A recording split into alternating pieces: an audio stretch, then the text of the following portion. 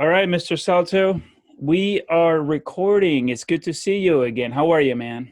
It's always a pleasure to see you as well, Ricardo. God bless. Thank you for inviting me into your home and into your program. Man, I'm excited to talk to you. You know, the last time that we spoke was like some 6, 7 years ago, which is unbelievable. Yeah, Uh, it was when you were first, you were first getting your feet wet in this whole idea. and I was happy to be a part of it. yeah, man, it was such a great conversation. And so a lot has happened. And so remind me, how many children do you have, and are you living with them? I have two children. I have a daughter who's 21 and I have a son who's 16. I'm currently not living with them. I've been divorced since 2017. So from 2017 to 2020, I've been a visitation dad. New York, regardless as to what condition a mother is in New York, it's very difficult to have custody of the children when you're a father. Yeah, yeah, yeah. Um, I was talking to my cousin in Colombia who was saying the same exact thing. So it appears to be currently, now in 2021 across the board globally. I mean, I don't know, about some European countries, maybe some more the more advanced ones might be different. But anyway, so divorced in 17, that puts you at 5 years divorced. No, what am I? No, 21, 20, 3, 4. Yeah. Three coming on four, it was August of 17, so 3, 4 years. It's So been quite the transition, I'll tell you that. yeah. So 3, 4 years. So let's say 3 years. Let's make it three. So that means that your kids, your boy was 13, your daughter was 18. 18, 19, yeah. Yeah, 18, 19.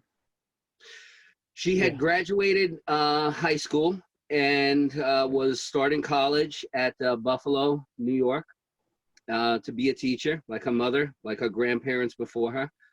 And yeah, my son was 13. He was on the slight age, so he was just entering puberty, basically, as we started to delve apart from the idea of being in a home together. Yeah. Who do you think who do you think struggled the most at the beginning, him or her? Definitely him. Yeah. Without a doubt, definitely him. It was our routine for us to go to jujitsu, you know, Tuesdays, Saturdays. I reveled in that. I watched him become a black belt. Uh, my daughter, she was already, by her being out in college, she was out of the house. So it didn't directly affect her. Mm. When she came home, she could go to two homes. No big deal, you know. But my son not having me on the daily, that was tough. Yeah. Yeah, yeah, For me yeah. too, you hear it. Yeah. Yeah, yeah, that's rough. Um, how long, I mean, I don't know if you can even answer this question. How many so you must have been married for no less than 18, well, 18 years. Well, so yeah, since 18 years before making Sure. the decision to separate.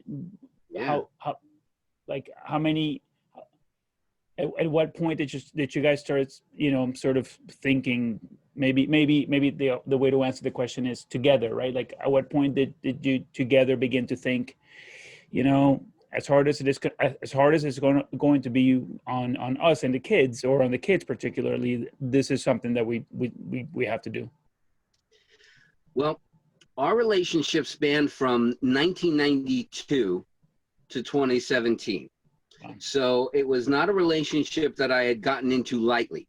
You know, I had, dated my ex-wife from 1992 to 1997 before even getting married.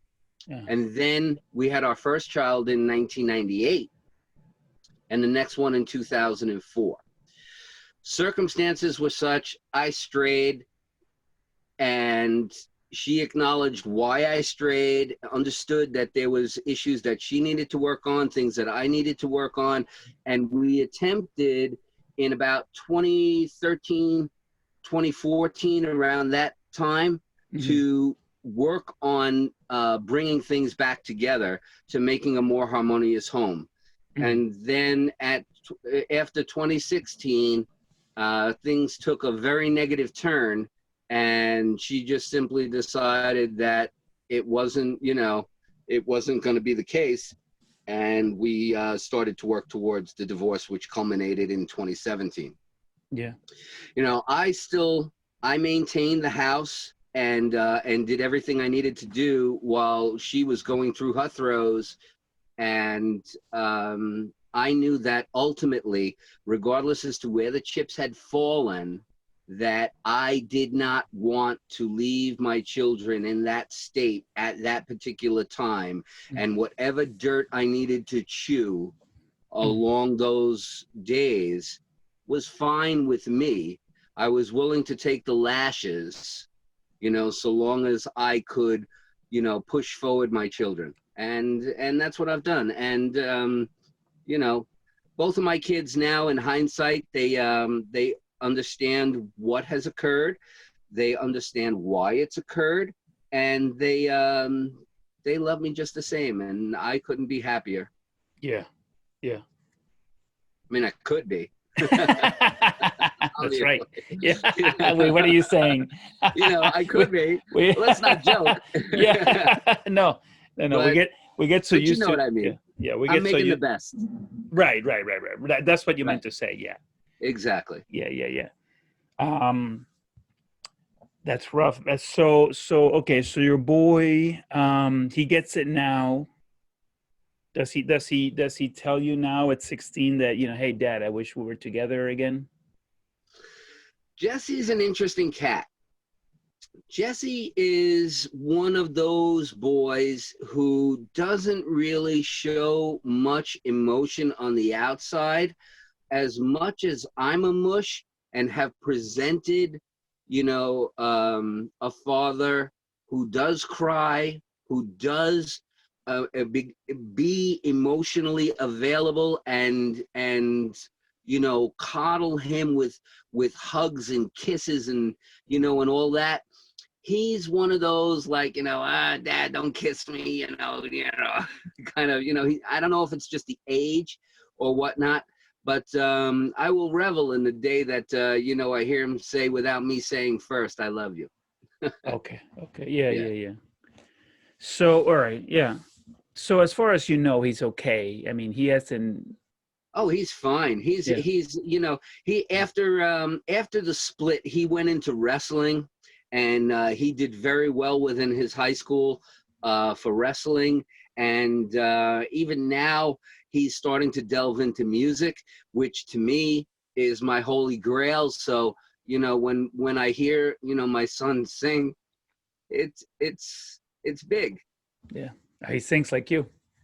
I love it. Even though he does rap and I do rock, I mean, it's like I do not hold him to, let's say like an Eminem standard. I understand that, when you first start out, you fumble a bit, and you gotta earn your bones, and you gotta, you gotta learn in and of yourself in order to become better at what it is that you're doing.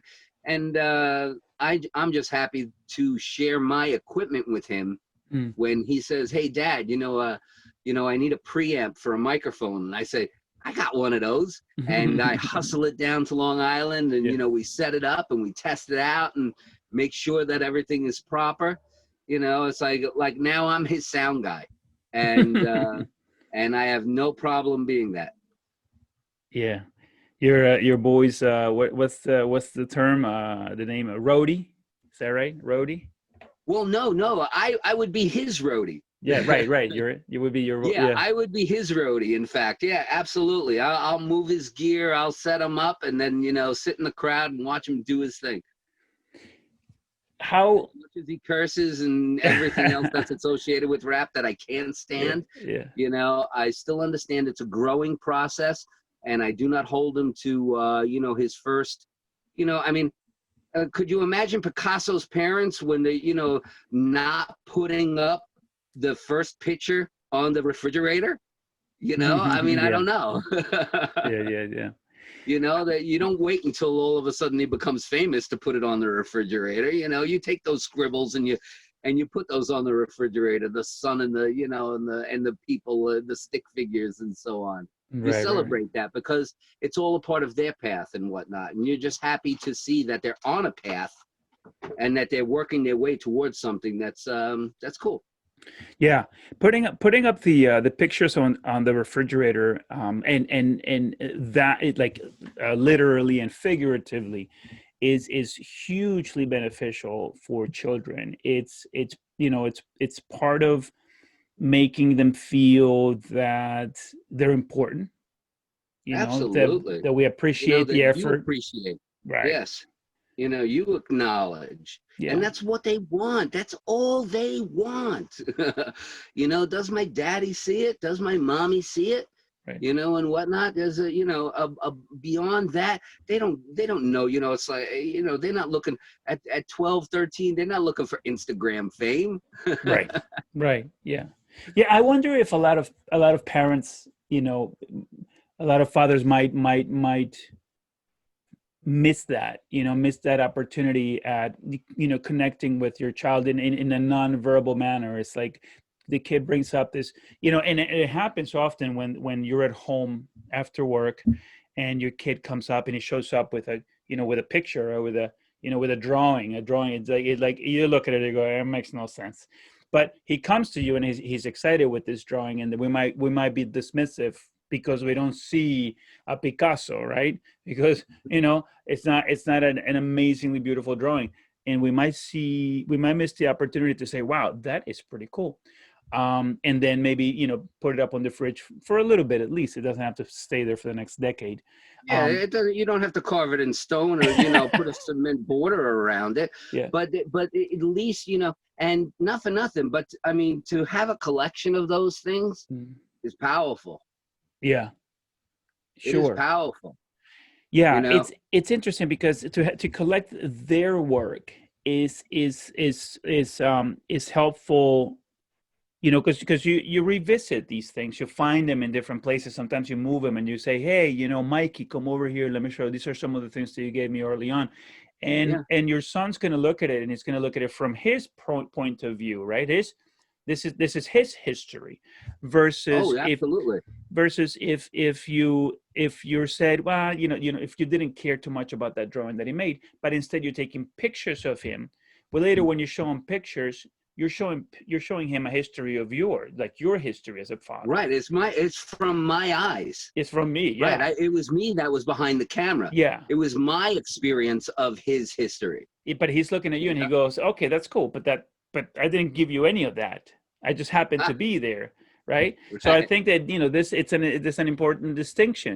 Can as we expand into, what are some of the ideal ways in which we can make our children's lives special, right? And special, why? Well, I've been thinking about this actually recently. It's special in that it through what lens and for what purpose. I think that ultimately what we're trying to do is to create these people that are going to be, you know good in life, good in the game of life, that are going to be able to participate to the best of their ability, right? Not just to their not to but to the best of what is expected within. We know our society has rules. So the question is, are we teaching those rules now at 5, 10, 15, so that when they get to 25, 35, right, they're playing, right, at that level. And I've been thinking about this, and I think that that's what we should be doing as parents. Well, that may be where we have a slight differing of opinion because I don't adhere to other people's timelines in a sense that, you know, um, you're 20, you should be here. You're 30, you should be there. You're 40, you should be here. I understand that. And I did that for a long, long time. But in understanding the folly of the game, I really just hope for their happiness. you know. I hope for Mhm. grandchildren. I want grandchildren all day long. But I won't hold my daughter at 21. I won't hound her to uh to make them, yet. Mm, When she right. makes them, I'll be happy that she makes them, and that'll be grand, you know. But and my son, when he does what he does, that'll be grand too, because ultimately I don't see myself where other 50-year-olds are. If I held myself to the standard of other 50-year-olds right now, I'd be like one of those guys in the 1920s who hurled themselves off the building after the stock market fell, or whatnot. In that they didn't see tomorrow as another day. Hmm. They didn't see that, there was, hey, listen, there's hills and there's valleys, Right. and so on. So the idea of adhering, there's a social timeline. There is, you know, but I question the social timeline, because 100 years ago, a 13, 14-year-old would be running a farm and getting married and starting his own family. And our Mhm. society has kind of changed to the point where children are expected to be children until they're 30. Look at what they've done. They've expanded, healthcare and home this and home that until till you're over your 20s. They want to, every time they come across something like drinking or smoking, they're raising the age, raising the age. And it's like, okay, well, okay, at what point is it okay to do something? If you can't, if you can't vote at 17, then you shouldn't be able to hold a gun and go fight in a foreign war for our country. And so we're kind of twisted in that whole realm um, of timelines, Mm. because there was presidents that were Well, so from back up a eons little bit. ago. Back up. No, hold on. You've I Shoot, think you've gone off on like a pretty deep, I can, far you know away that. tangent. So we're not I'm the trying to make. tangent king. Yeah. No, so right now we're not trying to try to figure out what the best way to manage population or Right. government. Well, I'm No, just no, saying, no. So it's just that let's go back to it's all fatherhood, good. right? So Sure. so what I was saying, which I think I understand what you heard, which might have been what a lot of people heard, but what I'm saying is, what I'm trying to think about is, or what's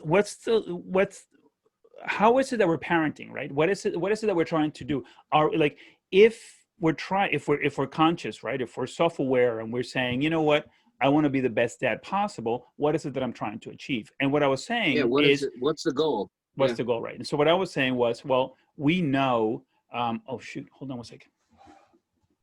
I don't know. I'm cutting my head off, and I didn't realize. Um, we know. So at this age, right? At our age, we know that there are rules to this game. And that's what I was going to. My point was that there's rules to the game. Are we giving them the rules so that they're aware of it at whatever age and at all ages? Whether they know the rules at 50, at 25, or 35, 55. Like, all that's all I'm saying. Like, so, and let me just connect it back to the drawing, right? The drawings that were put on the refrigerator, and connecting that to the reason to stick the drawing to the fridge is because one of the rules that we're aware of, that for successful living, ideally, for better living, is to recognize others' um, efforts, to be appreciative of their efforts and of their desire to show you love in whatever way they're giving it to you.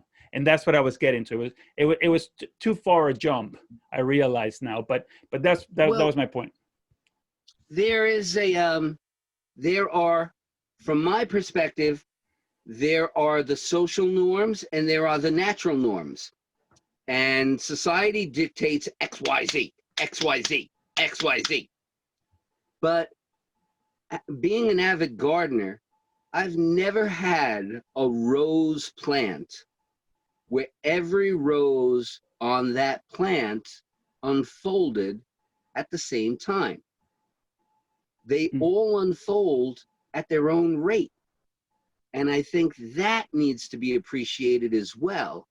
And I mhm, think that the pressure that sometimes gets put on society, on children by society, mm, that you're here, you should be up to X, like grades.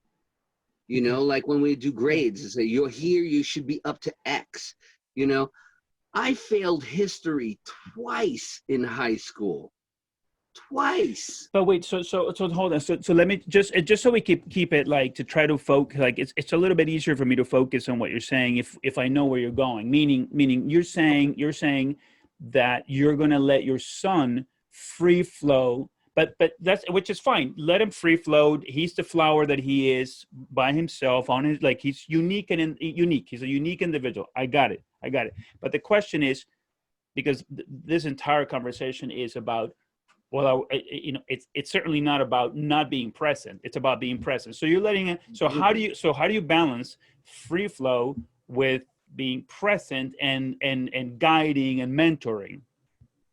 I think of myself as being the bumper guards in a bowling alley. Okay. I like to think of myself as more the bumper guards in the bowling alley than anything else. I want to keep them out of the gutter, but it's up to them to knock down the pins and to throw the ball. Now, and I could tell them how to throw the ball. I could show them how to throw the ball, but ultimately they're going to be the ones to throw the ball. But you are And teaching. as the ball goes down the aisle, my job, if they are the ball, I am the gutter. All I want to be is that safety rail that kind of gives them a tap this way, gives them a tap that way to explain to them, I don't know. I don't think that's necessarily the best thing. Maybe you should try this. Maybe you should try that, or so on the next throw.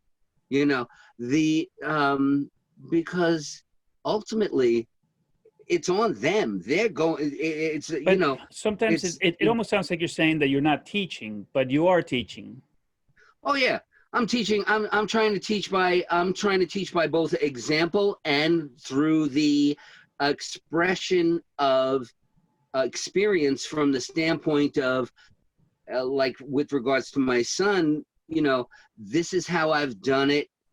This is this was how I went through my path in music. You don't need to go through that in the same way I Yeah, so you did. are teaching. So it's not just the gutter Yeah, who's because it's the no, gutter is not doing it's not a anything but hands off. catching them.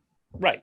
Yeah, it's not hands off. I'm steering. I'm tapping that ball. All right. So but it's What a does the yeah. gutter do? When the ball hits the The gutter, it gutter. It taps just it back. it does no. You it just goes down the gutter, isn't it? I mean, is this No, the gutter a bowling? guards. You know what? Oh, the gutter You guards. you remember those things when you I put know the that? guards. It's okay.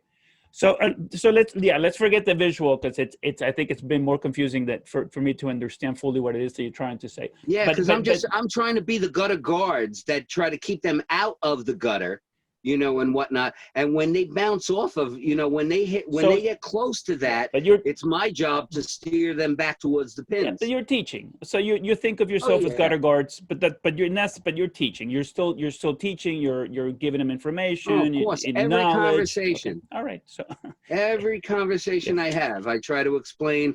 When my daughter calls me up with a question, as she did this morning, I try to explain to her something that happened in my past, so that she could get a dual level memory on the idea of, oh, when my dad experienced this, he went and attacked it this way. You know, can I do it as well? Or what opportunities are there for me to carve through this problem in order to find my way to success? yeah. So wait. So yeah, got it. But then so let me just go back to the question. Then are you saying that you're not parenting with a target with a goal in like a future goal? You clashed with my idea about thinking about the game and teaching the rules of the game for present and future. But are you a gutter guard only reacting to them, or are you attempting to to download information ahead of their requests? I think it's a dual standing role, because as they age, I present the information to them differently. Because I think we all tailor the information of parenting to the child in relation to where they're at. You can't explain to a child something in the same way that you can to a person that's at your age and your level of experience. This goes back to our time thing where we were discussing the time on the spiral, and so on. If you're not on the same ring as me, you're not going to get it like me. Yeah, but So I'm not implying that I'm not. Yeah, no, I'm not teaching my 13-year-old as I'm not having conversations with my 13-year-old as I'm having with you. So that was that. right, I'm not right. implying that. No, Oh, okay. because it wouldn't make sense. Right. But I don't have to get in. It's Egyptian. It's Greek. It just wouldn't make sense. It would be silly. It wouldn't make sense. Right. Right. No. So I'm not doing that. I'm not doing that because they're 13. Why would I want to treat them as like a 45-year-old? No. They're 13, and I want. And so no. You tailor the information. Yeah, And you of course. tailor But the question, teaching. but the question becomes this is the question I'm asking is what's the information that you're giving to a 13-year-old, right? Or in this case, a 16-year-old, right? And never mind that he's going to be older. I don't push on them expectations regarding goals in the sense of anything hard and fast.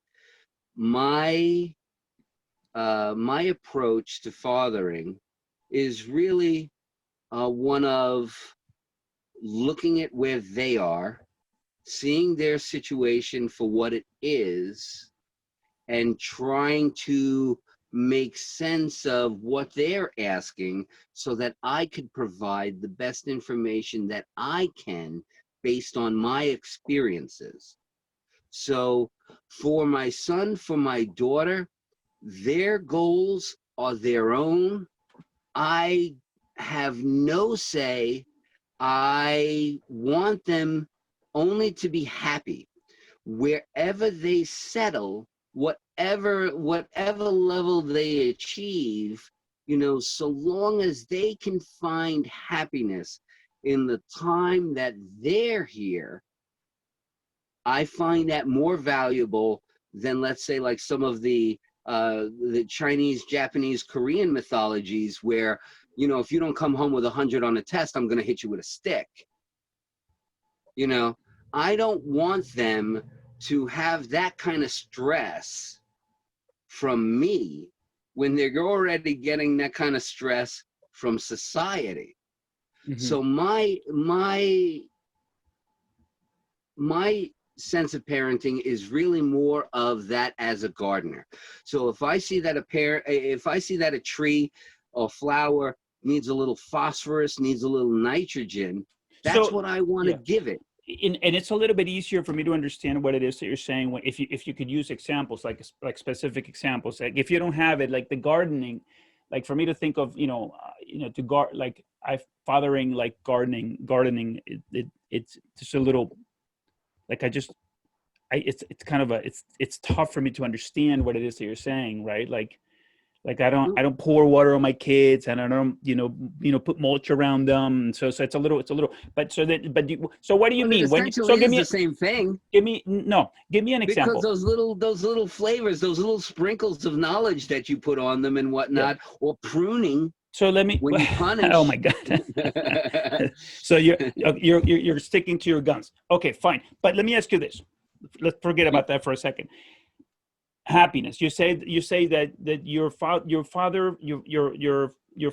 from the angle of you want him to be happy. Yeah, Okay. So, that's paramount. so you want them to be, but is that an Yeah. action? Is that an action or is that a wish? Is there an action behind I'm doing this is, I've done within my fathering X so that they're happy, or I'm a gutter bowl thing, and wishing that they'll be happy? Well, that's an interesting thing, because, a remote control car moves the way it wants you to move because you're tweaking the control. It's just so But an abstract. autonomous car I would have been is better if you had acting on continued its to own expand. volition. It would have been better if you had continued to expand on gardening, but no. It's super simple. Don't make it impossible for me to understand what it is that you're trying to say. You're saying you want them to be happy. So are you, Yes. so it sounded like you were about to say, I wish them to be happy. I'm doing everything that they asked me to do so that they are. Like, I would imagine it's a 40-60 split okay. because they're at the point, my kids aren't 8 and 9, at that stage, there's a lot more hands-on. No, There's a it's your lot kids more of now. the, It's your kids now. Okay, so no, but so you've told us the one is 16 and the other one's 21. So the question is, and it's just very, very, literal. What are you doing to make the 16-year-old happy? supporting his efforts, Right. providing advice, Yeah. Being there 24/7, letting him know that even though I'm up here and we're 2 hours, we're 135 miles apart physically. That's a 2.5 hour ride from here to Long Island. But he knows that if he raises the call, that I'm in the car and I'm on my way. Right. There you go. Sure. Okay. Now, but from the opposite standpoint, I am also, on the flip side, listening to his SoundCloud, following his insights and saying, hey, listen, I noticed that you're getting a little group of people that you like, that like you over here. I know that people over here are saying this, and so on. And I tell him what my experiences were and how I think he should proceed, but it's only how I think he should proceed. He's going to proceed on his own accord. But I always let him know that regardless as to what it is he does, whether it's a grand approval that I have or a disapproval, he knows. Mm-hmm. And so I'm sitting on his shoulder whether I'm 135 miles away or whether I'm in the next room. Right. I think that, on the one hand, it would be difficult for you to be a dictator since you're so far away, and But even if I wouldn't want to be if I was in the same home. Right. No. I wouldn't want to be that. No. I understand that. I want my children to be their own people. I birthed individuals. I did not aspire to make them clones. Right. And that's, I want them to be individuals. So, and as such, I am content with wherever the chips fall, so long as they are happy. I want more for their happiness than for society to think that they were successful. Mm. Okay? If they are happy with less than what society thinks you should be happy with, I don't care. They're happy. And we're only here for 60, 70 years. God bless. So many of my friends didn't even make half that. Yeah. Okay? They would trade all of their tomorrows to go as long as I've gone, and I would trade my tomorrows for as long as some others have gone. So my idea of parenting really just it really comes back to the idea of raising happy children, because there is society and there is nature. Yeah. So you're saying that there's a connection between there's this, oh, what is it? How are you're comparing happiness with you're saying that it may be difficult to be happy if they are listening to what other people want of them. Well, if society, technically speaking, even if you don't have to go back to parenting, you could just look at me. I mean, you could look and say, here's a guy who, managed to be the manager of a worldwide IT, worldwide advertising group in support with IT, and say, here's a guy that, college, high school dropout, managed to end up with a corner office on 285 Madison Avenue. And what does that make you happy? Here I am in a camper on my acres, and I'm happier now than when I had that corner office supporting Bravo. So there's there comes a there's playing the game and there's living life. And that's why I say that, it's got to be a 60-40 split. You got to participate in life because you got to earn a living, and you got to be able to support your family, and you have to be able to, carry your own weight. But on the flip side of it, don't necessarily seek to be the pinnacle of something and hold yourself to that and not make it and not be happy because you didn't make it, when you could have been happy because of all of the wonderful things that happened as you tried. So this is this so And this is I a think message. that, This is a message that you deliver to both of your kids often. yes, I want them to be happy. No, I want them to be happy, no, I mean, beyond but that message what society says. because this is important for me, right?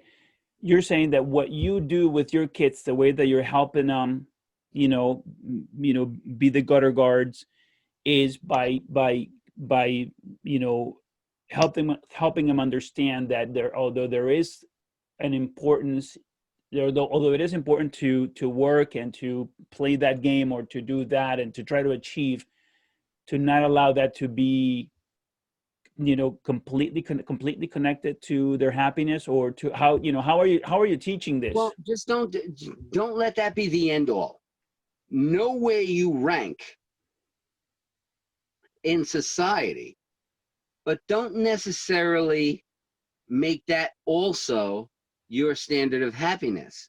Don't put the two of them in the same column. They're separate.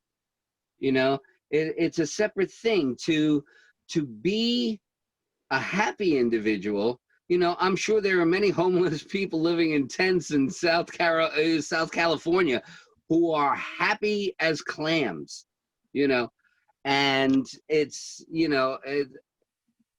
I don't want that for my children,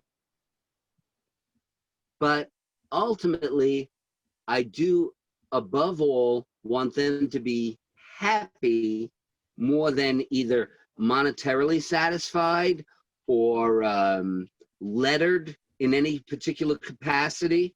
Look, I divorced a teacher who has a master's degree. She's got her 5 above. She came from teachers, and she's miserable. She's miserable. Yeah. She's achieved everything she wanted in her professional life, Yeah. and she's not happy. So this is a conversation, so at least it's a conversation that you have often with the 16-year-old. Yes. 16, 21, and Okay. even the ex. Okay. All right. So this is a conversation. Okay. This is a big conversation. So then, It is. is there a way to teach this beyond talking? Is there, how do you, right? Because this is an important question. It's Can you? about doing. Okay. It's about doing. It's about living. It's about looking in your memory box and being like, okay, it was a year. What did you do? Can you glean from that anything that is good? Can Right. you take from that something that you can put in your memory box, something that you can put in your toolbox and carry you forward. So there's and always that dichotomy that exists. and what have been some of the answers that let you know that he's getting it?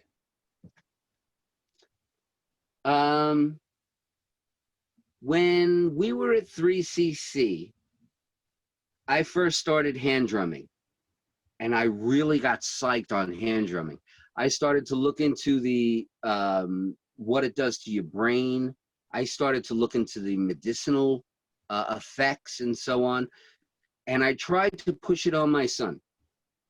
I wanted him to hand drum with me, Yeah. because hand drumming in a circle is a powerful thing, but he wasn't ready.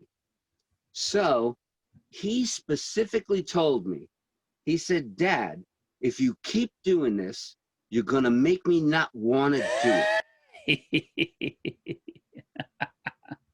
And thus, I stopped cold turkey. I didn't share anything with him musically. I didn't tell him, anything that I wanted him to do. I didn't tell him of any of my experiences or whatnot. And poof, 4 or 5 years later, he pops up on SoundCloud Yeah. rapping. Yeah. Okay. And again, this comes back to the idea of being the gardener and saying that, you could have 2, 3 rose bushes. It doesn't matter. One is going to grow but 40 roses. One is going to grow 20. Yeah. And some on each of those are going to unfold at their own rate. Yeah, Let it go. That confuses me, Salto. Good question. The question I was asking you was, how do you teach what you just said a minute ago? You said, you said that your philosophy is, try to, what was the word? You glean something good out of this past year. Trying to glean the data. Yeah. Yeah. Okay. How do you teach them? So the question is, and I'm not sure if you try to answer it with the drumming. What has he said when you've asked him to extrapolate or come up with something good out of something bad, and to show you that he's understanding your concept? He shows me he understands my concepts through his actions. I did not prompt him to do what he's doing now. He's done that on his own. Okay. And then I come in underneath and I support it. So it lets me know that what I had done in the past by throttling my parenting to, sometimes you give it the gas and sometimes you let off, by throttling that persistence. Every one of the musicians that I've been a part of in my musical history has made musical children, and I have seen their musical works. And they're older than me, so they, or they had children younger than me, so their children are older, and they reached that point. And I was waiting for that point, and I wanted to I'm tired of celebrating other people's children when my own children, I'm like, damn, here he is, the preeminent guy, and his children aren't doing it. I needed to relax. I needed to back off. I needed to let the flower unfold on its own. It's in there. When we talked about the pine cone and whatnot, that pine cone is a fruit. It's like the apple. So let me ask you and this. When that pine cone expands, that's when the seed comes out and does its own thing. I mean, it's so pretty imagery, but I'm looking for something a little more concrete. That's my issue with all of your visuals. You're more left brain than me. Well, I know it's not that. It's just that, so here's my, here's where I'm coming from. Okay. And maybe this will help you. Perhaps maybe you haven't, here's where I'm coming from. A 16-year-old boy just got his girlfriend pregnant. A 20-year-old young man had just got his girlfriend. and he's like, I don't know what to do. So when you go to him and you go, hey, be a bumper guard, like, oh my God, really? Or, the 25-year-old comes to you, hey, I need help with, how the hell do I do this? And you go, forget it, don't worry about it. Just water the plants a little bit, throw some seeds in the ground. So no. So, okay. So we're not looking for that, please. Okay. what I'm asking is, here's what I'm hearing. You're very pleased with it. Wait. You're very pleased with your children. You love them very much. They appear to be everything that you want them to be. Yeah. The question is, how are you one, like, or one, maybe how have you done it so far? What are the things that you've actually physically, verbally done or modeled, right? Or your daughter's 21. She's at a point in her life where she could use some very solid adult advice, right? Guidance. So that's the question. And I provide that. The Right. Well, what is it? Is what I'm asking. I think what you're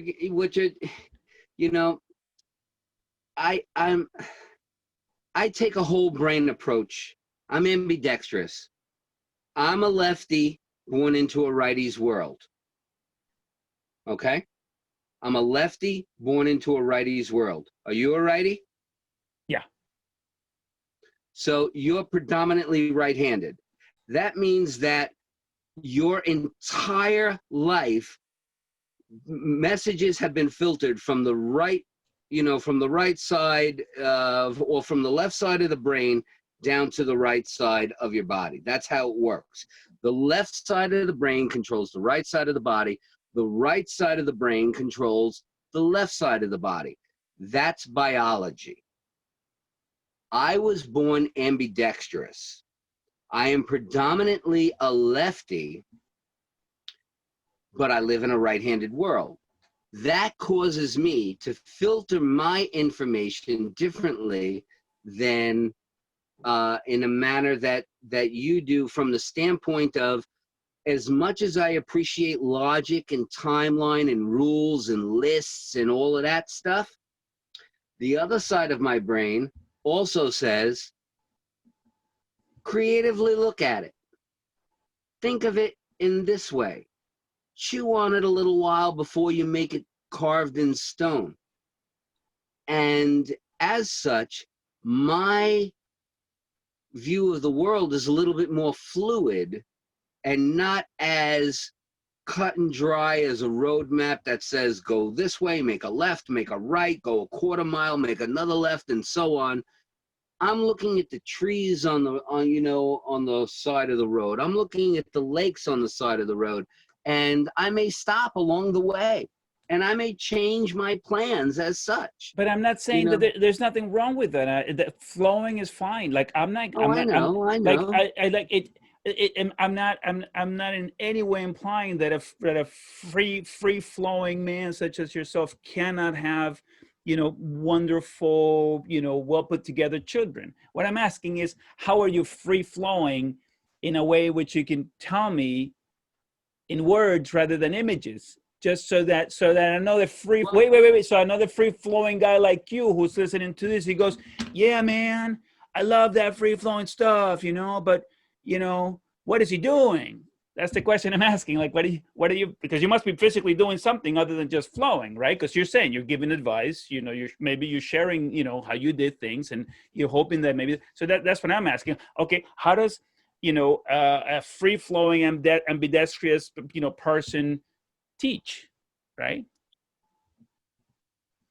I would go back to the gardening analogy, but you don't, because that really, all right. That really, I mean, this is one of the reasons that you and I attract, and this is one of the reasons that you and I have such wonderful conversations each and every time we come together, because, we are approaching life from two dynamically different positions and trying to bring it back to center in order to shoot that arrow straight.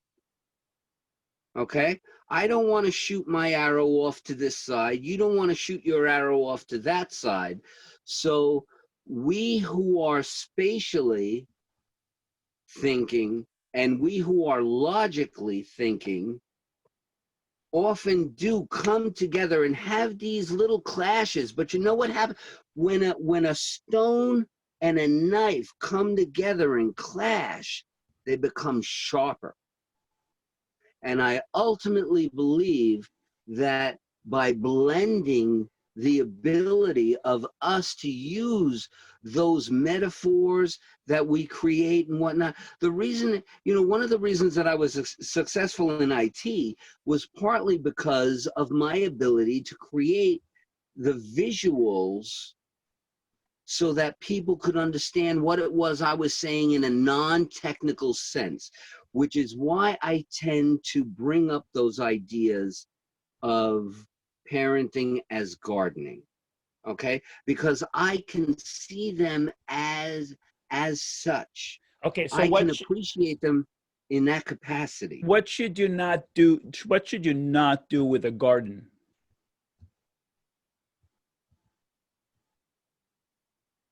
Overdo anything you think you need to do. All right. For argument's sake, nitrogen is great. Lightning produces nitrogen and it filters into the soil and our plants pop after a rainfall. So you might think, nitrogen is great. I'm going to pump nitrogen into my soil. Nitrogen, nitrogen, nitrogen, nitrogen. You know what'll happen? You're going to burn your plants and you're going to kill them. So don't overdo nitrogen. Don't overdo anything. All right. Don't be a hammer. Don't be a hammer. Your job as a parent is not to be a hammer. You don't want to put the nail into the wood, Yeah. That's not your goal. I don't, and again, that comes back to the idea of how the Asians think about education versus how the West thinks about education and so on. But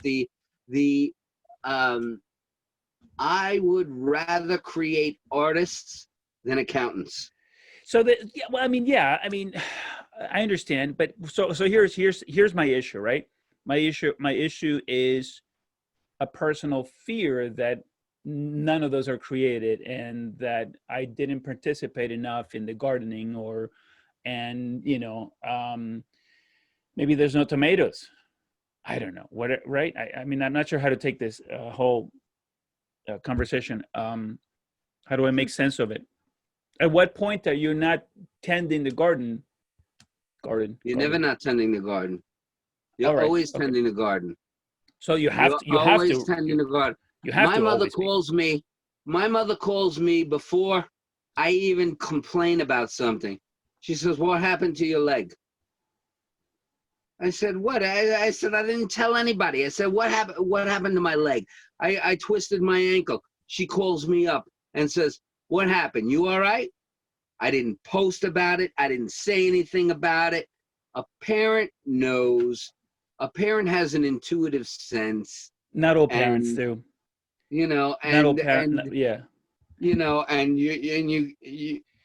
it's indisputable. The problem with the problem with that statement is that if people think that that's the way to parent and they don't have an intuitive sense, then they're neglecting their parental duty. That's true. My issue.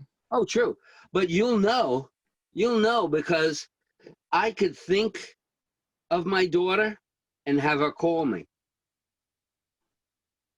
I could experience pain and my mother knows.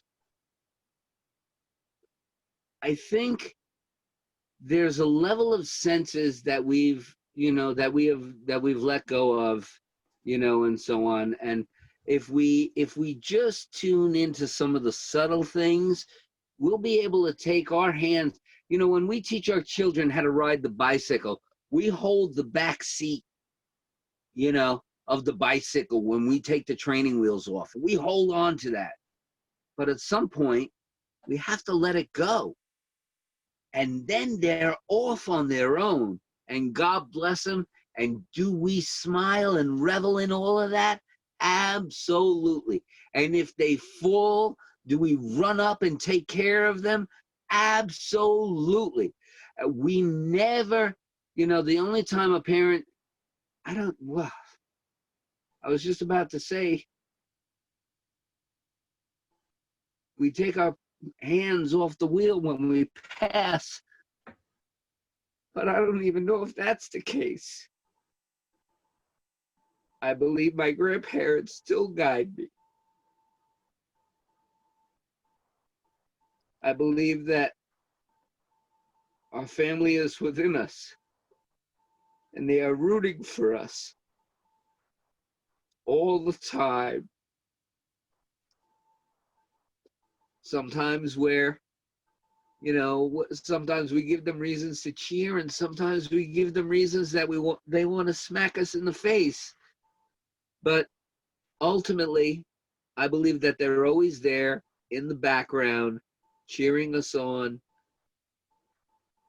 And I want to be in this life that cheerleader in the bleachers. I can't run the plays. That's up to my boy. That's up to my girl. They got to run the plays. And if they're successful, God bless them. Yeah. But I appreciate the effort and I will support the effort, and anything I can do along the Right. way from what my experience has been, I want to provide that. Mm-hmm. And that's all I can do. That's it. What else can I do but tell them this is how it was when I grew up. This is how it is from my perspective as you're growing up, and try just that's why I go to the bumper guard thing, trying to say that, like, from the standpoint of just being there to keep them out of trouble, out of failure, out of fear of success, out of lack of um lack of not knowledge, but lack of knowing that they could do a certain thing if they just put their mind to it. I think that a parent is a sharpening stone, a child is a knife, and our job is hard, like the stone. But I think that our goal is the same. We all want to cut the onion. And that's beyond that, like when it comes down to it, like I said, I don't want to raise the next Bill Gates. I don't want to raise the next Warren Buffett or Bezos. I would just be happy to know that my children were happy, maybe that they raised children, and which would make me happy, and that they would learn that through being a parent, things become apparent, and that they would gain the perspective that I gained from being a parent. And through these teen years, what I want to do, my goal is simply to, because parenting really comes down to the first 10 years. If you're not present in the first 5 to 10, those kids have already got their personality set and you are a coach. But if you're present throughout that entire period and you know who the players on your team are, you can coach them to a better degree than if you just dip in and out. So ultimately, the idea of being a consistent parent, to being a conscious parent, to being a ever-present angel in the background of their lives, not necessarily the foreground and whatnot, because I grew up under that pressure of what's this, what's this, it's a D, what's this, and so on.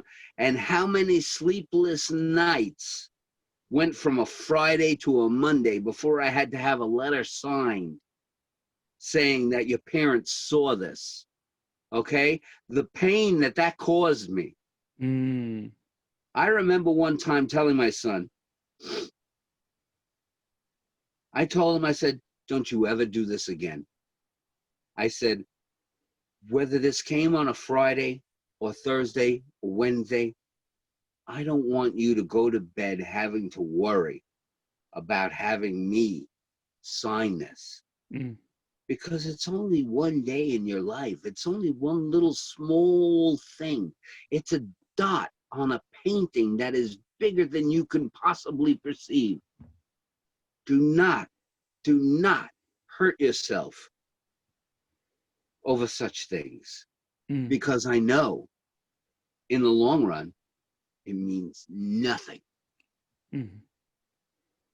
And it's from having those experiences that I've gone the way that I've gone. Mm-hmm. And I may not be, I don't think I'm going to win Dad of the Year in any competition, on the planet. But I know that my children appreciate me, and I know I, that they love me. yeah, no, that's a weird statement to make, that you're not going to win. I don't know. You sound pretty sure about what you're doing. I don't know why you wouldn't win, a competition somewhere. Well, And because other people have their opinions. It's like, if your kid's not making $100,000 a year, what the hell is he? yeah, but you said earlier that, you shouldn't care what other people think or say. So Right. Oh, yeah. In my mind, I'm trying to do the best that I can. that's it. That's as good as it gets. No one's winning number one father of the year. Right. We're all making Right. mistakes. Yeah. Right. No. Do your kids appreciate you? Yes, no. Period. Right. So, yeah, that father that is, that's why you keep bringing up Asia, and I don't know enough about how, the Chinese fathers behave, but I think that, uh, tyrant is what you make me think of. Authoritarian, Yeah. dictator is what you have for a dad. That, Look at the suicide rate of students in the Asian Peninsula, and well, that's what you find. no, let's not go there. Let's just go to your dad, right? Like, your dad just made you feel so uncomfortable with that. And for instance, I wonder if he was getting straight A's when he was in school, and that's why he thought that he could impose this on you. Well, my dad was an interesting cat. Um, I love the way he wrote, and I aspire to write the way he wrote. The letters that he formed was so perfect. And the letters that I form are so much more artsy. So it's interesting to think in terms of, like when I was a little boy, I wanted to, my, you know, when I was a kid in elementary school, when we were taught penmanship, it was me and my friends would look down the tables at each other and be like, all right, you ready? And we had to draw A's. And we were drawing a whole page of A's. And we would look at each other and see who was the last man to finish the page of A's. And the girls wrote A, A, A, and each A was beautiful. And we just scribbled to try and get to the end. And when I looked at my father's penmanship, I was like, this guy's a freaking architect. He must be an architect to draw like this, to write the letters like this. But again, I go back to the idea that, he was left brain and he wrote his A's because that's the way he was taught to write his A's. And they were perfect and every sense of the word. And so what? Does he have a house on the hill? Is he living at the top of the pyramid? I mean, what is the point? I would much rather write my heir with a flay that says, this is Joe Salto's A. And you know that it's Joe Salto's A because it has his personality built into it. He's not a robot. Yeah, but And maybe even if he, you're saying, I think that you might be saying that even if he did have a house at the top of the hill, and all of the millions, and that you can imagine, you still would be, it would still have hurt. I think that ultimately it's just so well, it would damaging. still It's not such have a cut. mattered. It wouldn't have, but what does matter is that he hurt your feelings, and then now as an adult, as at 48, 50, whatever you are right Initially, now, you've realized that no amount of his of that kind of punishment, um, would have would made you change things. would change things, right, and the cut is just so deep that here you are all these years, all these decades later, haven't been able to forget how painful and unnecessary that was. It was too much. And I'm with you. I think that Oh yeah. our fathers went over. They went overboard way too many times over total silliness, and it appears to have to do with their absolute lack of knowledge on what being a father was really. I think that generation was like, we're the fathers, we're the we run the house, we own everything, we make the money, we set the rules, and here's the rule for you. It doesn't matter how you feel about it. I'll go one step further. They also said, don't cry, don't dance. In America maybe, but in Colombia, everyone dances. Right. But having lived here for so long, that my experience as a break dancer in the 80s is atypical of people who experience life now. You look around the world in America, American men don't dance. Yeah. They don't express. No, I'm with you. No, I get it. I was making a joke. Yeah, of course. We were also told not to cry, and I a lot know. of a lot of kids today are. Would you take lightly, I take seriously. Because your experience in South America was more whole brain than what you experience in North America. North America is very left brain. I don't know if you get that yet, but we have cut out music and art in school. What does that affect? Your left or your right brain? Let's focus on parenting. But it comes down to it. Because what happens is when you raise children in a left brain environment, how are they going to raise their children? So okay, so let's turn that into an action, right? You happen to be, you happen to have rhythm. I don't. So the reason I know how to, I know how to dance because I understand how it looks. I just replicate it, but I can't hear rhythm or the tune or at all. To save my life. That is why we will hand drum in the future. I brought my drums last time I went to see you, and we didn't hit on it, but there was a lot going on.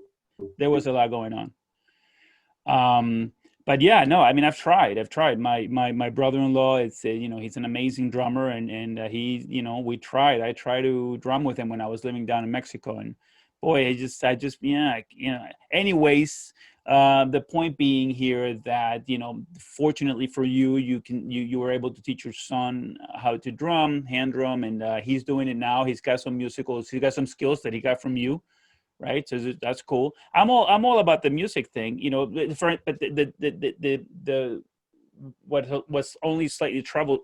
Well, so the issue here with me is I always play music around the house. There's always music in my house. In every room, there's always music. Whenever I'm around and I'm not working, there's always music. There's always something, from 60s rock, 80s pop, 90s grunge, of course, because that's what I am. But there's always something going on. There's mariachi music, from my time in Mexico, and but I don't teach any musical. I don't. I bought the bongos, hoping that the boys would want to play with those, but no interest whatsoever. One of them has rhythm, the other one has none, like me. I've tried. Right. Does your wife have rhythm? But she doesn't know. She doesn't play any instruments. It comes from somewhere. She likes singing. Yeah, I don't know where that rhythm It's ancestral. Yeah. Rhythm. So rhythm is a sense Rhythm is a sense as much as balance. There are other subtle senses. You know, there are some people have abilities to even map out a room. That's what makes architectural designers I who I they t- are. I took guitar lessons in my early 20s, and that went nowhere. I really wanted to be able to play. The idea of being able to play a song on a guitar really appealed to me, and that didn't. So I've tried over the decades with various instruments, and I just, I picked up the didgeridoo, hoping that, hey, maybe that's it, and then that went nowhere. I'm telling you, I've That's a tried. fun instrument. Yeah, that's a fun instrument. But you know, like anything else, it's these things are, you know, all I would say to that is simply don't close yourself don't close yourself off to any of past experiences. You know, in much the same way that you may have closed off broccoli as a kid and loved it as an adult, there will be a time when things will click. And if we all we need to do is to be open to these things, and we'll get them in time.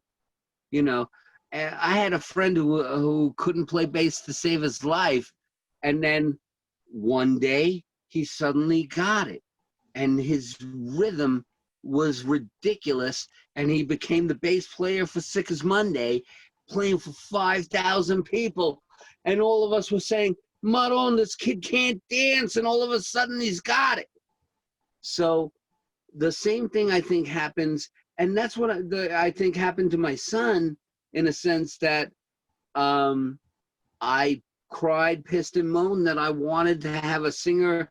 I wanted to have somebody in my family who expressed some interest in music, and um, through the gardening practice of, you know, tending and letting it grow, tending and letting it grow, it spawned.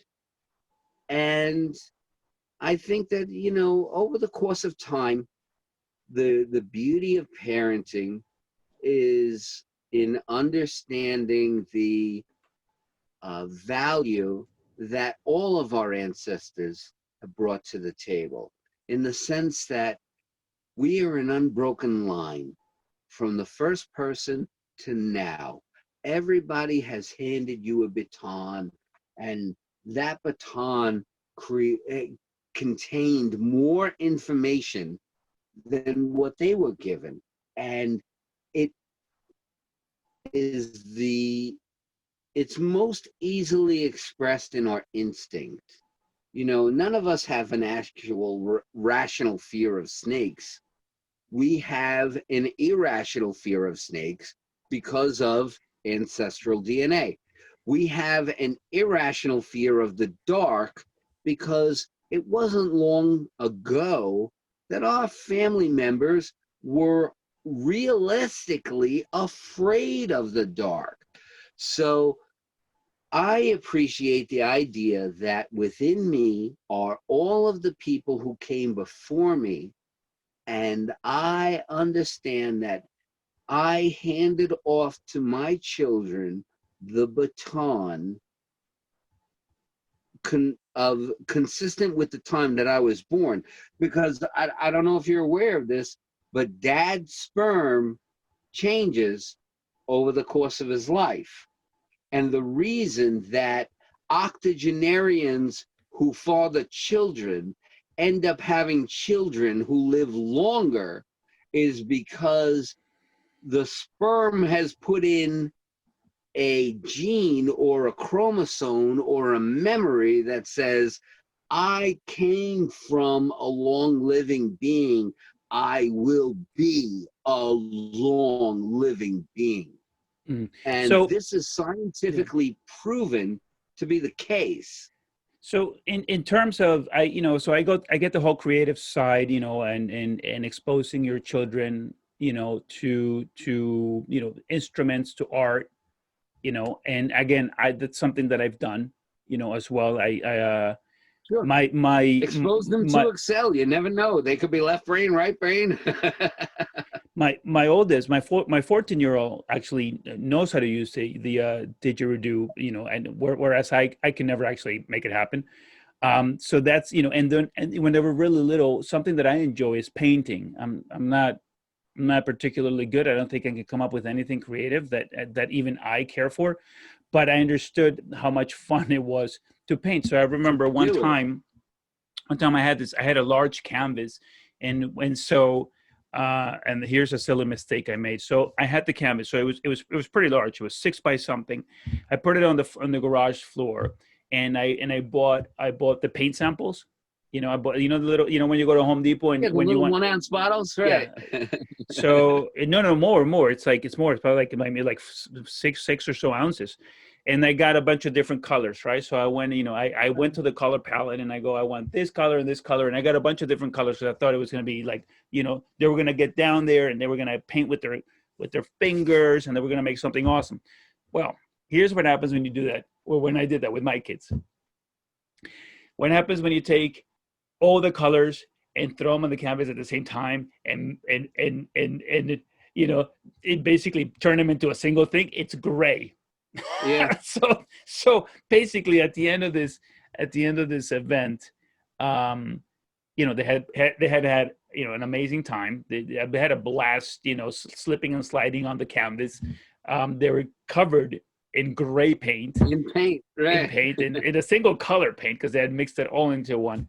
Sure. um, and they had an amazing time. But that's it. In terms of what was left behind, literally nothing. It was a gray smudge. So it's funny because it reminds me of, like, how so many of us parents, we have these amazing ideas and expectations, of things, how they're going to turn out, and you put it out there and you let the kids do whatever they want, and it turns out gray, you know and the cool thing is I was able to capture it. I took some pictures of that event, and I look at it now, and I'm so happy that I was able to be chilled enough to let them enjoy themselves without my preconception Expectation. expectation of what it was supposed Yeah. to come out Of to what the be. finished product was supposed to be. Yeah, I did. Right. I did at the beginning go, do you guys want to split this in half? How should we cut it out so you could? I did try a little bit, but not a lot of pressure. And ultimately, I'm just, what, have fun. I know it would have been tons of fun if I had done something like this, playing in the mud. Ultimately, and sadly, I view my entire period at Bravo as very much in the same way, because I believe the idea of multiculturalism is a wonderful thing. I gained so much knowledge from having experienced my interactions with so many of you guys from South and Central America and beyond. But when we all really ultimately come together, it becomes one homogeneous color. Brown. And it removes and minimizes everything we initially sought as being grand. The idea of multiculturalism is, oh, you got the reds, the whites, the yellow, and the black. Everybody's all, woo. We look at our culture, look at our food, look at all this, look at all that. But when you all throw it into the same pot, it becomes gray or brown. Let me ask you this question: How do you think that you teach your? I like the idea about teaching your kids to not worry too much about what their friends, extended family, and then later society says about them, right? Like, how do you Well, teach? What are some what is and here, left brain side, like what are you teaching? Like, what are the statements that you're making to help your children understand that their happiness isn't tied to what other people think of them?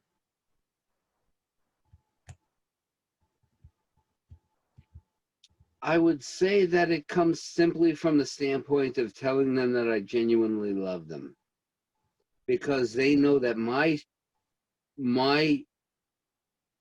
where I am saying I love them from is not from any one particular directive, you Mm, know. So the idea of, you know,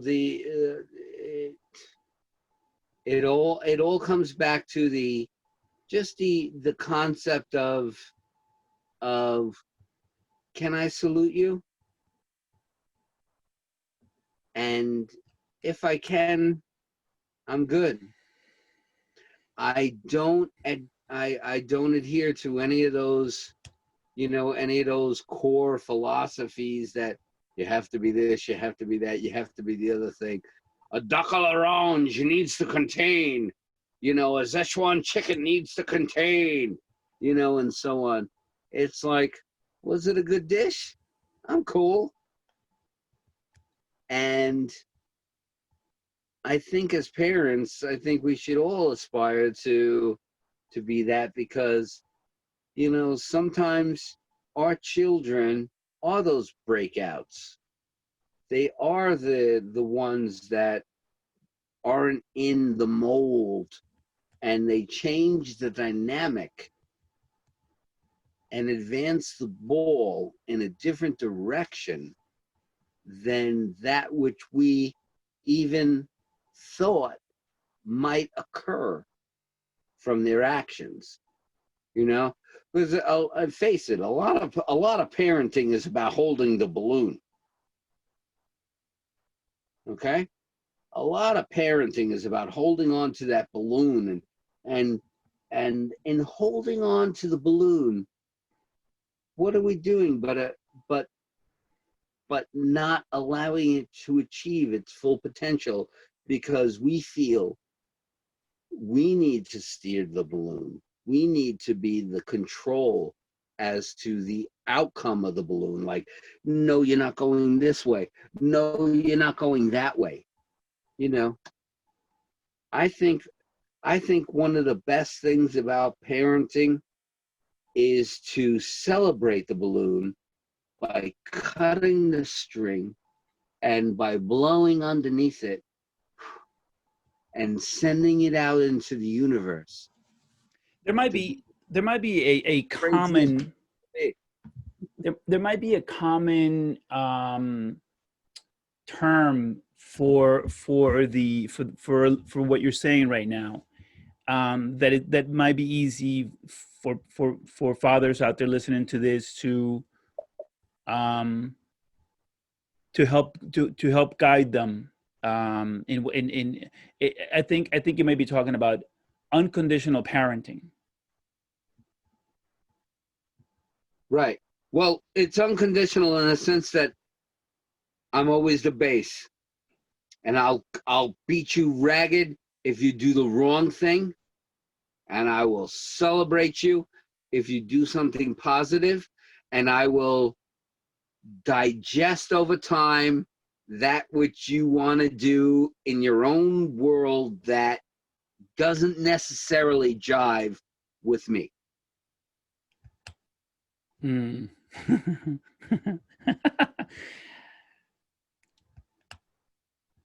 All right. So there is discipline. Ning. Oh, There's there's discipline. discipline. Absolutely. Okay. Absolutely. When my son calls me up and tells me that something happened with his mother, you know, it's like I don't immediately side with him. But You no, know, never mind that. You don't immediately go, "Hey, man, like whatever, oh, absolutely. you're the flower in the Yeah. flower bed. So we'll see how that. Yeah, we'll see how it goes. No, no, no, no, no, All no. right. No, no, no, no, no. So that's when you Absolutely. I apply steer. nitrogen or hydrogen. What is I it? What is it? steer. What is it that you put in the ground? What is it? What's Nitrogen, nitrogen? phosphorus. Ha! Phosphorus. That's it. Phosphorus. All right. So I mean, look, I have to say that this has been a fairly confusing conversation for me. Um, I think look, hopefully, the cross section of the population that identifies with you is going to completely understand everything that you said. But the thing is, like, for my left brain persona, whoever, right? Like, the issue is, like, I get the glimpses. You tell me what you do. It's almost like you don't want to commit. Like, you just basically said, look, if you don't do what I tell you, I'm gonna spank you and let you know that you didn't do the right thing. So you do that. So you are present.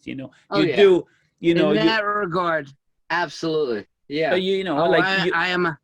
But you know what? In being, if you want to take one thing away from who I am as a parent, take away the fact that I'm a velvet hammer. I got you. Oh, Salto, what happened to you today, man? You're that. Did you eat some of those plants that you've been growing out in the backyard? I want. There aren't enough mushrooms to grow in this property. You need to be coming up here and propagating my acres. But I will say, I am a velvet hammer. I'm a soft hammer. I will come down on you like. Can I curse? All you want? I will come down on you like the hammer of fucking Thor if you fuck up. If you stray too far, if you stray too far left of center, I will come down on you like thunder and lightning. But I will also support you like the sun and the rain if you do well. And my goal is merely to make the grandest flower that I can make. And you don't need to be the first to unfold on the tree, on the bush, on the vine. But I just admire. I know. So I know it's just hard. It's like, I mean, if I were to listen, if I were an alien from outer space coming into this world with my family, or about to have a family here, and I listen to you, for guidance on how to be a father, it's confusing. I think it's confusing because it's like there's a whole lot of free flowing with phosphorus, but I will kick your ass if you don't do well. But well is sort of subjective. So I'll dig you up and compost you, motherfucker.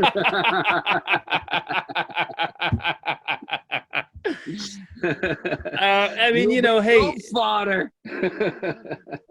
And look, maybe this whole conversation, has been about that. It has been, sort of like, some sort of a weird acid trip, about how complex the entire thing is, and the reason I'm trying to oversimplify it, I think, has less to do with, my left brain, and more to do with, is there a way to simplify, such a highly complex situation so that more parents are happy, more children are happy? That's the attempt. It isn't. That's the attempt of everything in life. If you look at everything in life, we've always attempted to simplify things. We simplified how to bring water to our homes. We simplified how to bring electricity to our homes. We simplified how to bring food to our homes. A fun thing might be for you to interview Alexa, my daughter, in order to understand more of me, without me being a participant, in a sense that you would get a more balanced approach to understanding what it is that I have said, because I've often said, if history is like listening to one person's version of how things went down, his story the word breaks down to that. It's the victor's tale. So if you ever went to a guy and said, tell me about all your girlfriends, and he went yada yada yada yada yada, and then you went to his girlfriends, they would say, he said that. Well, let me tell you how it really went down. The idea behind history and our story are two different things. And if you, and I could arrange this, if you spent a little bit of time with Alexa, you would be able to balance out what I've said and what I've done with what the results have become. Yeah, no, and I get that. So, and I'll take you up on that offer. I mean, definitely ask her. I would. It would be I'd love amazing it. if she I, said I, it. I think it'd be a fun time. I'd If love she to hear said what you had to yes, say. that would be so interesting. But show her this conversation um before you ask her, because she's going to Yeah, we have. don't want to blindside anybody. We're not Yeah. looking to, blindside anybody. But that's the beauty of what it is that you do. What you do is not about blindsiding. What you are doing is you are trying to understand the totality. You're like, all right, there are 12 hands on the clock. Joe's here. I'm here. Who else is at 2, 3, 4, 5, and 6? Who's at 7, 8, 9, 10, and 11? All of these perspectives have fruit that can feed us. That's one of the reasons that I enjoy watching the presentations that you put forth. Like I mentioned the other day, from the widowed parents to the single dads to the guys who are in great marriages, all of that I appreciate from the standpoint of the fact that they are all different hands on the clock. And we have something to learn, something to gain from each of those positions. And if we're closed off and we don't realize that that's the case, then we are shortchanging ourselves and shortchanging that small period of happiness that we exist in. Because face it, do you know the two names passed of your great grandparents? It, and I don't. I appreciate that, but the reality is that, it's so 2 decades, mean a lot to us. They do. 3 decades mean a lot to us. 4 decades mean a lot to us. And I know that you may be saying, well, yeah, but at the same time, compared to the fruit fly, we are gods, right? We live forever.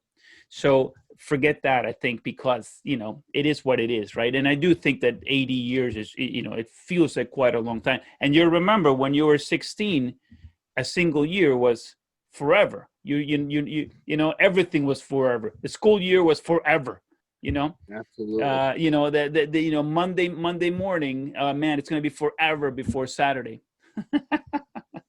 So I Absolutely. get your point. I get your point. But still, we're in this one. We know what this one's like. It's very real. Well, maybe it's relative, right? Like, to us, 80 years might not be anything to the oak tree, No, it but might not mean anything to 80 years down the road, but it does ultimately, because within us is everyone who ever carried an axe, everyone whoever pulled a plow.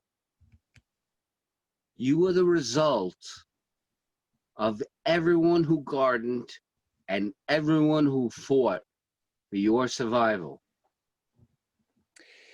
So, right? And so, I mean, if we were to look at it that way, and we were to look at parenting as, we're creating the next generation for the next generation, then there may be, right?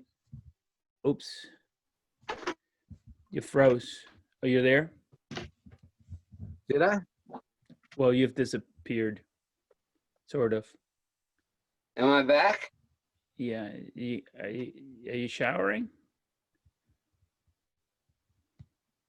No, give me a second. I don't want to tell you what I'm doing. You gotta pee? Really? You're gonna pee right now? I have no choice. I was going to pee in my pants. I've been holding on to this for an hour.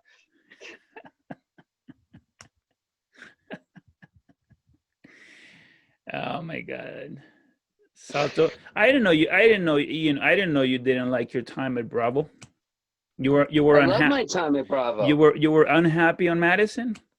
No, I loved it. I celebrated it from the standpoint of the fact that, you know, here was a guy who, like I said, who was a high school dropout who ultimately gained the respect and admiration of the WPP,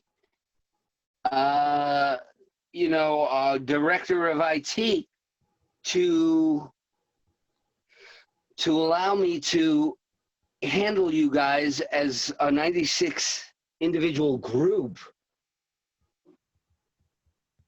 It was an interesting time when we went to 285 because it was after 9/11. It was after, and it was certainly quirky, but they had given me the position that they had given me because of my intuitive sense. Jeff Marshall had told me personally to my face that I was held in high regard over hundreds of other IT guys worldwide in their organization because I was able to see problems before they occurred. And did that praise feel good?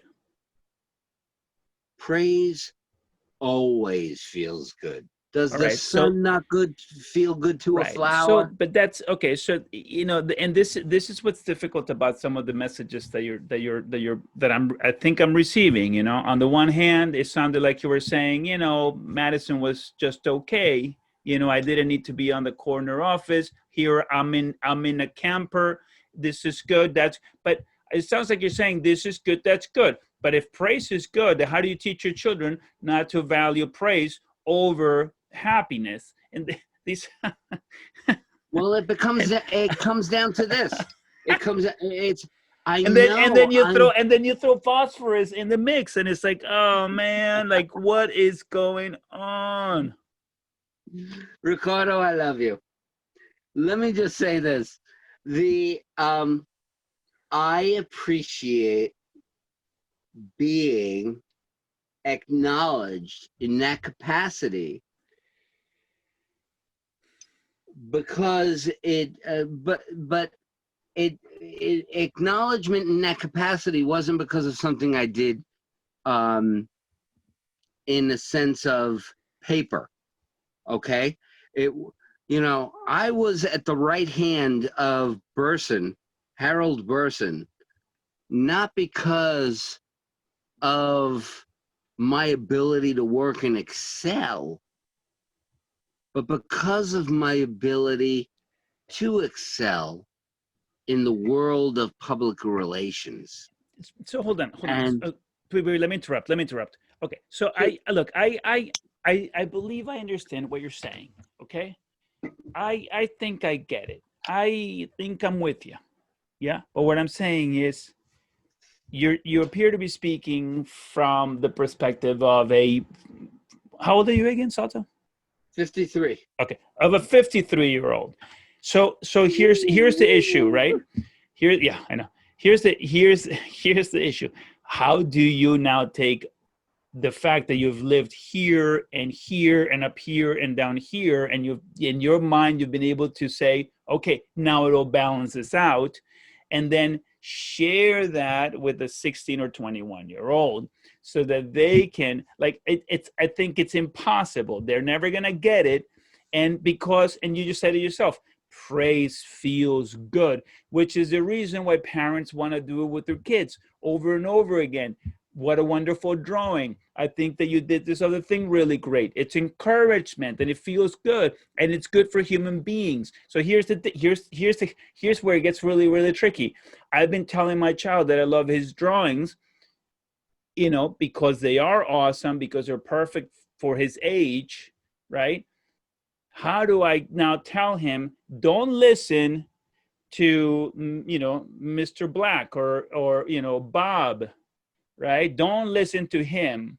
Don't don't attempt to be happy based on what all of those people are saying, just as I did it with you. Well, yes, that comes back to the idea that I I want them ultimately to be happy in the decisions that they make in their lives. Wait, what was in that bowl? Is that regular? That was tobacco, but you suddenly Yeah, it's you. tobacco. It's Native American spirit. How? Always, always.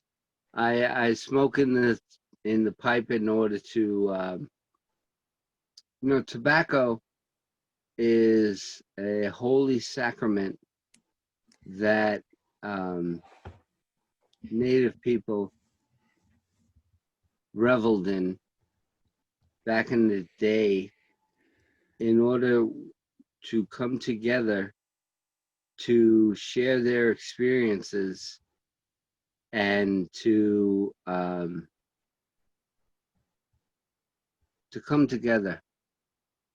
And I like to think that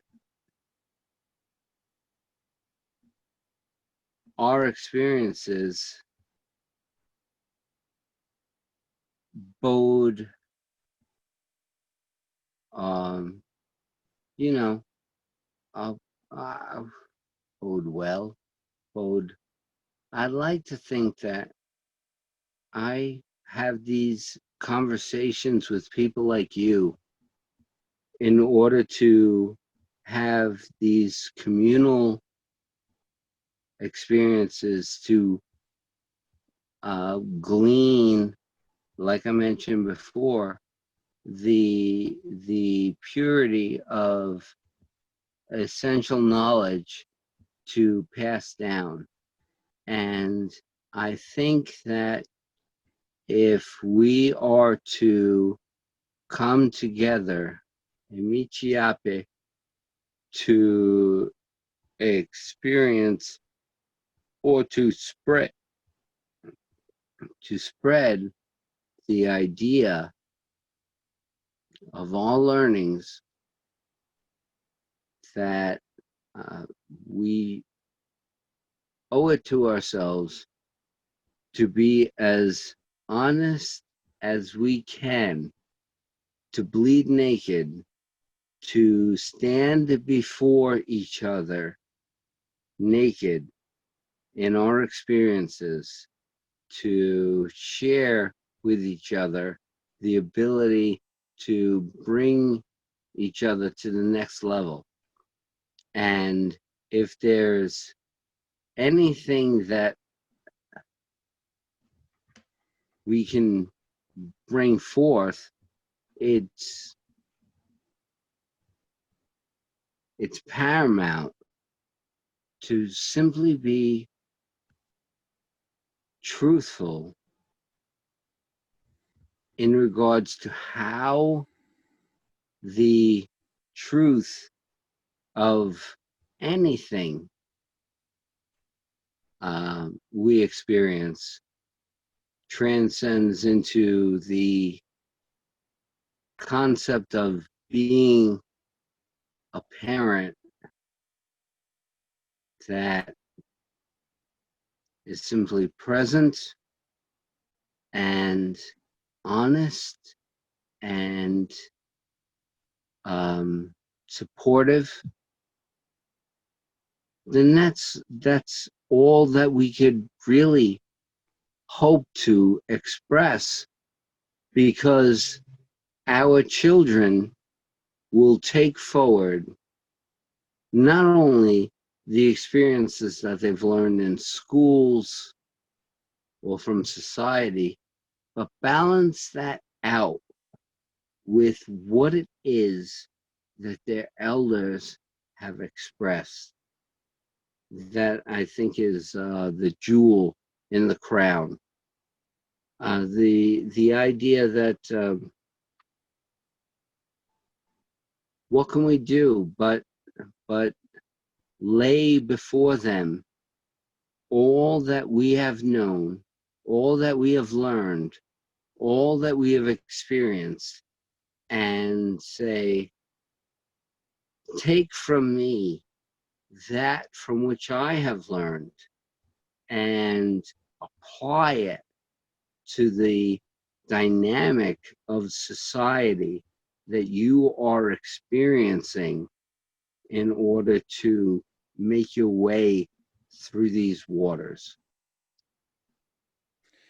All right, Salto. I'm in. That was a beautiful way to close this conversation. Very unique conversation.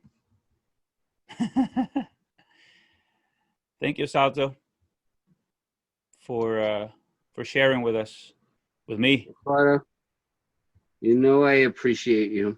You know I love you. You know I respect you as a father, as a person. And I look forward to our future conversations, our future visitations. And it goes from here. It goes from a 7, 8 to a 10 as we go forward. I Your boys are wonderful boys. I appreciate them. They on my acres have shown me things that I have not seen. They are a wonderful expression of you, and I hope to one day have my children up here when you're up here so that they can appreciate you as much as I do. I Thank you, love Salto. you. I love you too, Salto. I'll see you soon. Oh, Good night, Salto. amen, brother. God bless. God bless.